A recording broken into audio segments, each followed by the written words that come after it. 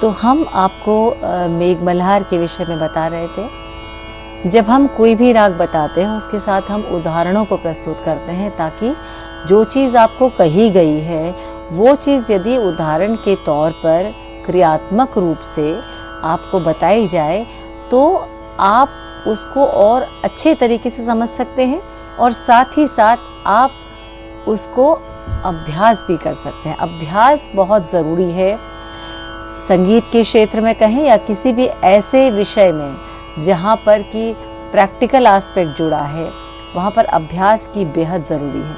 मैं हर विषय की बात करती हूँ, चाहे वो मैथ्स की बात करिए आप, चाहे आप साइंस की बात करें या आप हिस्ट्री की बात करें, हर चीज़ में अभ्यास जुड़ा है। खेल कूद में अभ्यास जुड़ा है, इसी प्रकार से संगीत में भी अभ्यास जुड़ा है। तो अभ्यास करने से और समझकर अभ्यास करने से जो है उस चीज़ को अच्छे से उस पर अपनी समझ को और अपने गायन को, अपने वादन को जो है आप बढ़ा सकते हैं। उदाहरणों से एक और चीज़ स्पष्ट होती है, वो ये कि जो भी मैं स्वर संगतियाँ आपको बताती हूँ, जो भी मैं कहती हूँ कि ये मींड से है या यहाँ पे ये कर्ण है, उसको कैसे बंदिशों में प्रयोग किया गया है वो उदाहरण देना बहुत ज़रूरी है। और वो जब आप बंदिशों को गाते बजाते हैं बार बार उन बंदिशों को, तो ये कहीं ना कहीं आपके माइंड में वो स्वर संगतियाँ, वो विशिष्टताएं बैठ जाती हैं। और फिर आपके लिए राग का विस्तार करना, आपके लिए बंदिशों को सहज रूप से गाना, आपके लिए कहीं पर परफॉर्मेंस करना जो है वो बहुत सरल में कहूँ या कहूँ कि बहुत आनंददायक हो जाता है। क्योंकि जब आप किसी चीज़ को समझते हैं और उस पर प्रैक्टिस करते हैं, कहते हैं काबू करना किसी चीज़ को, तो वो आपको बहुत कॉन्फिडेंस आपका जो है बहुत बढ़ जाता है। तो उदाहरणों का देना बहुत ज़रूरी है। संगीत क्योंकि एक प्रैक्टिकल सब्जेक्ट है, ये एक ओरल ट्रेडिशन के थ्रू आगे बढ़ता है, ये एक मौखिक विद्या है जो कि पुराने समय में गुरु शिष्य परंपरा, मैं आज के समय में भी कहती हूँ कि गुरु शिष्य परंपरा से ये इस तरह की जो कलाएं हैं वो आगे बढ़ी हैं। और इस तरह से जो सीसी के जो व्याख्यान इस तरह से जो श्रृंखलाएं चलती हैं, वो कहीं ना कहीं आपको इस मौखिक विद्या को या इस ओरल ट्रेडिशन को आप तक पहुंचाने में बहुत सहायक होती हैं। और क्योंकि पहले समय से कहें या गुरु शिष्य के संबंध से बोले या इंस्टीट्यूशनल ट्रेनिंग, जब तक आप सुनेंगे नहीं, यदि मैं आपसे कहती हूँ कि ऋषभ पर मध्यम का कर्ण लगता है, उसको आपने उदाहरण के तौर पर आपने सुना और फिर उसको समझा और उसको अपने गले से निकाला, तभी आप उसको कर पाएंगे, सिर्फ केवल मात्र समझने से नहीं। तो एक उदाहरण मैं आपको प्रस्तुत कर रही हूँ।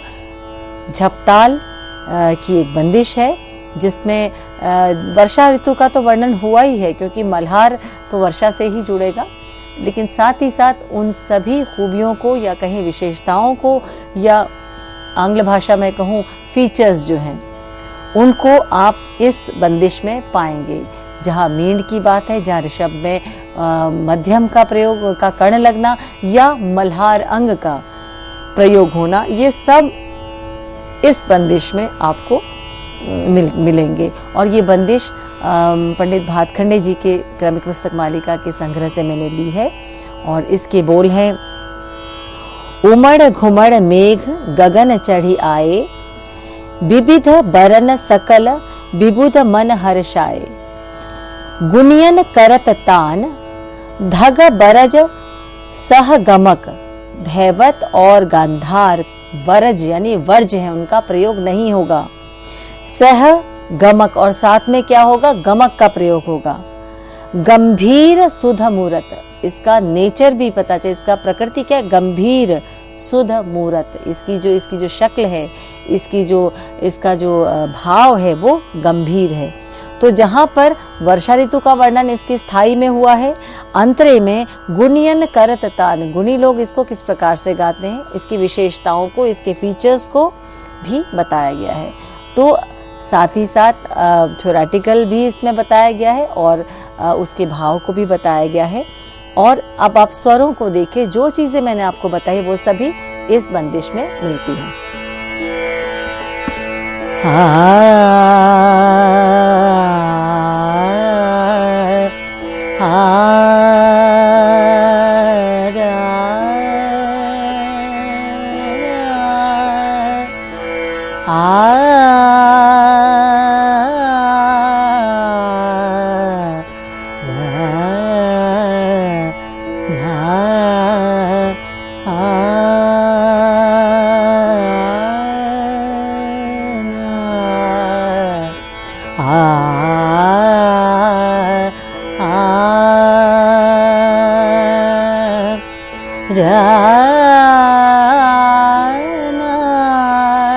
मल्हार रंग मींड का प्रयोग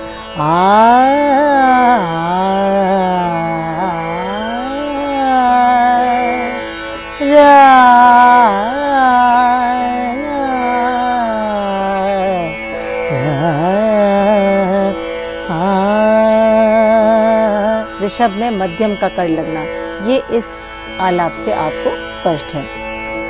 झपताल की बंदिश है, बंदिश जो है वो सम से ही आरंभ हो रही है। ओ माड़ा घो माड़ा मेघा, ओ माड़ा घो माड़ा मेघा, गगन चढ़े आए, गगन चढ़े आए, विविध वर्ण सकल, विविध वर्ण सकल, विभुन मन हर्षाये, विभुन मन हर्षाये, ओ माड़ा घो माड़ा मेघा, ओ माड़ा। बंदिश अपने आप में राग के स्वभाव को बताती है कि राग चाहे वर्षा ऋतु का वर्णन कर रहा है, और वर्षा ऋतु में स्वाभाविक है जब वर्षा हो रही है एक अलग उमंग, एक अलग उत्साह, लेकिन फिर भी राग के जो स्वर हैं, राग में प्रयोग होने वाले जो स्वर हैं, वो राग के स्वभाव यानी गंभीर स्वभाव को, उस गंभीरता को दर्शा रहे हैं। साथ ही मल्हार अंग इसमें आता है रे पमारे और रे मारे, ये भी आ रहा है, लेकिन साथ ही रे पमारे मा पसानी प, इस प्रकार भी जो है मेघ मल्हार में स्वर जो है प्रयोग होते हैं। तो ये सब स्थाई अपने आप में ही बता रही है। ओ मड़ा गो मड़ा, ओ मड़ा घो मड़ा मेघा, गगन चढ़े आए, विविध वर्ण सकल, विविध वर्ण सकल, विभुन मन हर्षाये, ओ माड़ा घो माड़ा मेघा, घो माड़ा मेघा।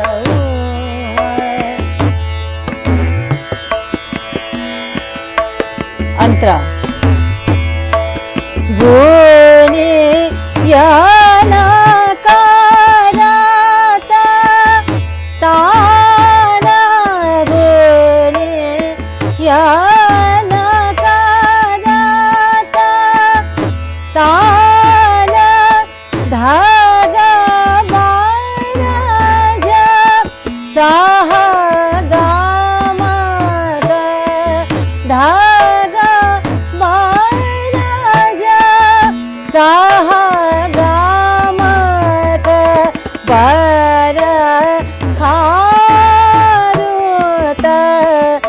सुहाए बरखा सुहाए गंभीर सुध मूरत गंभीर सुध मूरत उमड़ घुमड़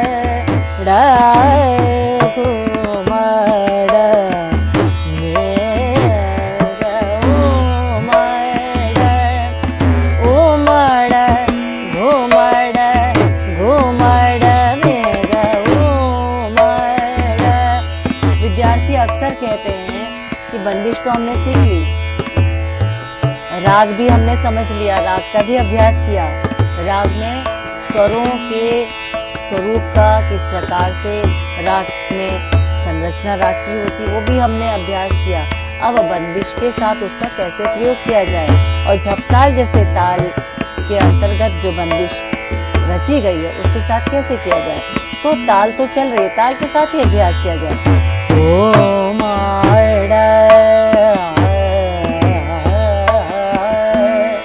आप पहले स्वरों को गाइए।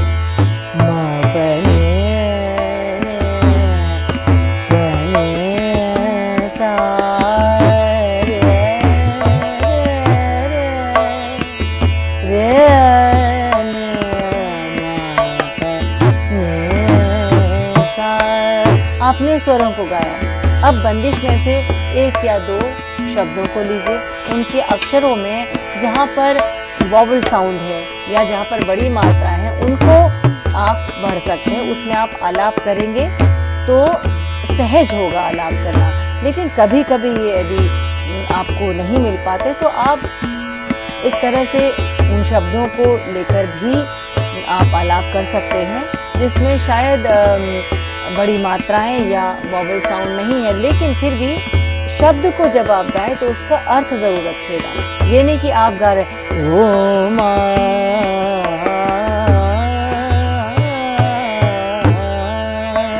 अब सुनने वाले को नहीं समझ आए कि आपने क्या शब्द बोला। यदि आप उसको ऐसे गाएं ओ मड़ा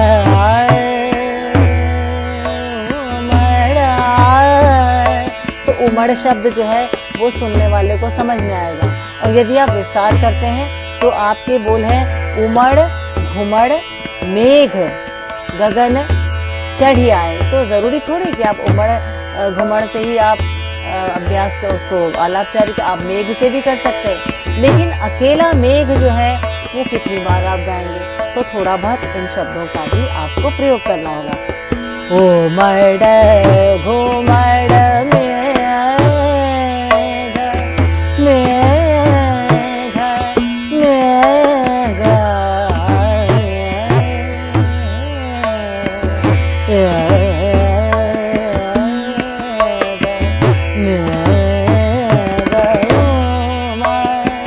मैंने क्या किया, जो जिनमें लघु मात्राएं हैं जैसे उमड़ घुमड़, अब हम उमड़ नहीं कह सकते, बड़े ऊ की मात्रा नहीं कह सकते, घुमड़ नहीं कह सकते, बड़े ऊ की मात्रा घ में नहीं लगा सकते।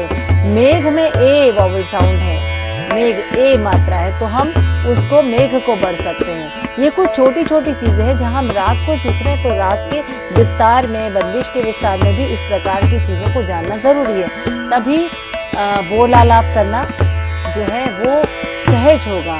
नहीं तो अक्सर विद्यार्थी बोलालाप से भय खाते कि बोलालाप करना बहुत मुश्किल है, हम स्वरों में कर लेंगे, आकार में कर लेंगे, लेकिन जो बात जो खूबसूरती बोलालाप में होती है वो एक अलग ही खूबसूरती है।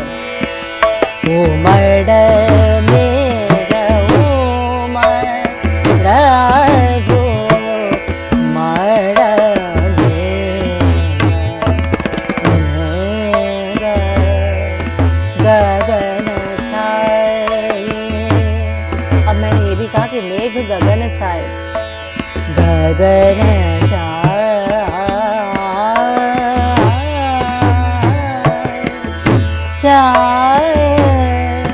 छा में आखी मात्रा, छ के साथ आखी मात्रा की संधि विच्छेद किया जाए तो हम छाए को बढ़ेंगे तो हमें बहुत आसान लगेगा आलापचारी करना। मेघ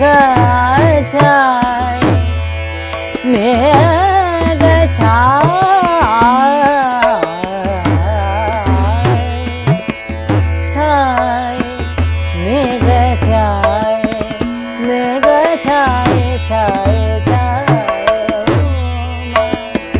डाय घुमड़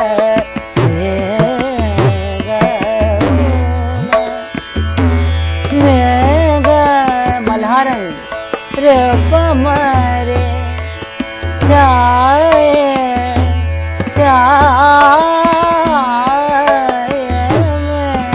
अब सारंग में भी ये जाता है रे मा पमरे रे पमरे, इमीडिएटली आप उसमें मल्हारंग लाइए रे रे मा मा पा पमरे रे पमरे मेघ छाए मेघ छाए मेघ छाए छाए मेघ छाए मेघ छाए मेघ छाए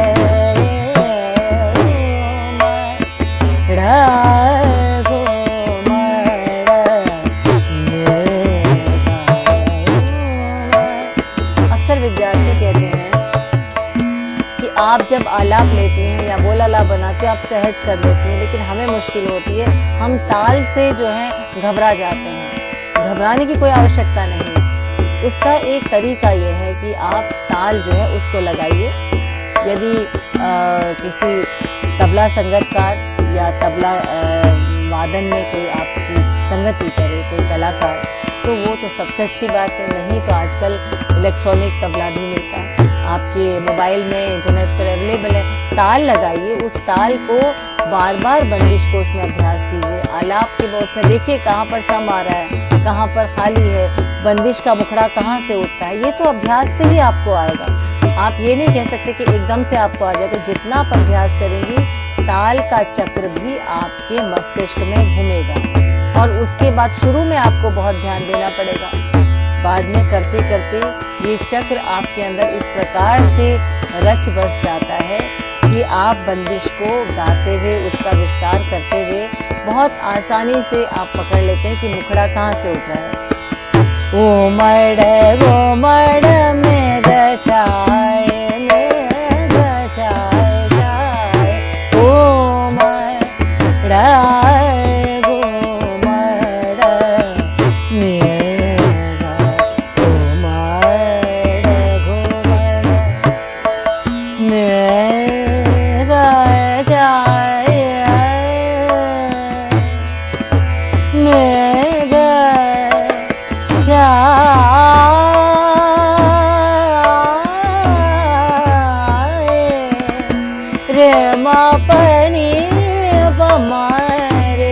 वृंदावनी सारंग से भी मिलता है, कहीं मदमात सारंग में भी इसका प्रयोग होता है, लेकिन उसको इमीडिएटली कैसे हम मेघ पर लेकर आएंगे।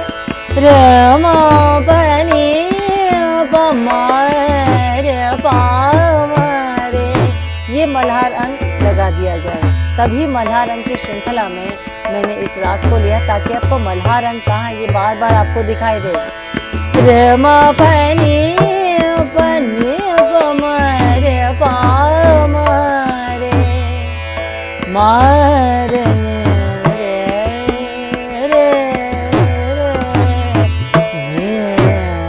मा पनी सा रे सा ओ रा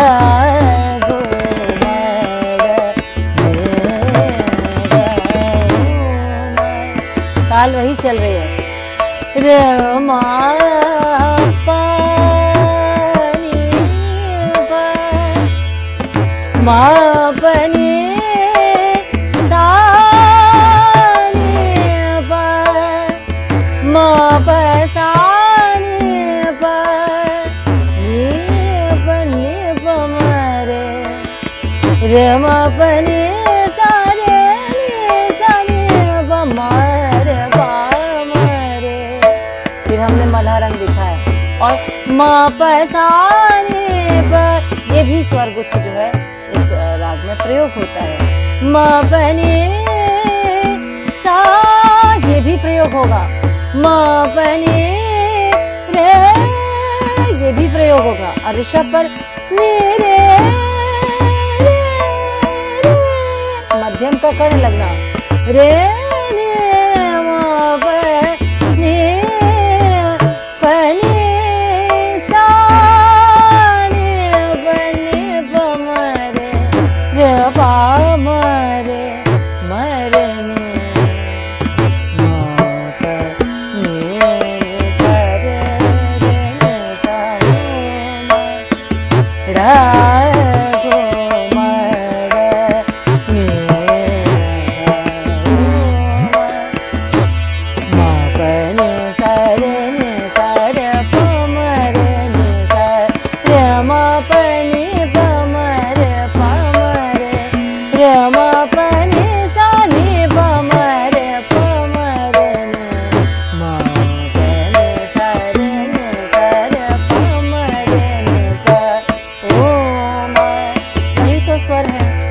आपको बताया गया राग के परिचय में, वही स्वर हैं जो बंदिशों में प्रयोग हो रहे हैं, वही स्वर हैं जो राग के विस्तार में स्वरों से जो आलापचारी की जाती है, स्वरों को लेकर जो बहलावा किया तो वो भी उसमें प्रयोग होता है, वही स्वर है जो ताने बनाते हैं। तो राग को समझकर करें तो कहीं पर भी वो मल्हार अंग उसको बार बार दिखाइए।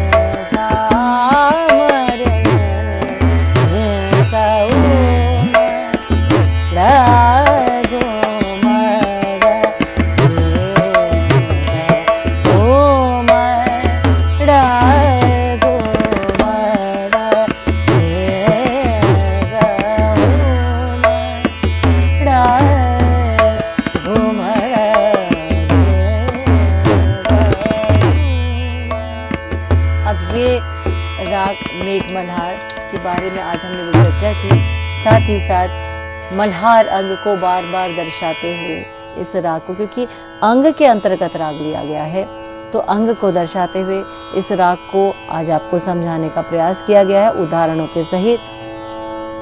आप इन उदाहरणों को लेते हुए, इनको समझते हुए, चाहे कहीं आप नोट करके उसको लिखें और फिर उसको गाएं। देखिए ये करने की विद्या है, इसको आप जितना मर्जी इसको लिख लीजिए, जब तक आप उसका अभ्यास नहीं करेंगे तब तक वो आपको समझ में तो आएगा लेकिन गले से वो बात नहीं निकलेगी या वाद्य से वो बात नहीं निकलेगी। तो आप इसको समझते हुए आप इसका अभ्यास कीजिए तो ज़रूर आप एक शुद्ध रूप में राग मेघ मल्हार रागांग को जानते हुए बहुत अच्छे से कर पाएंगे। इसी के साथ आज का ये हमारा व्याख्यान हम यहीं पर संपन्न करते हैं। नमस्कार।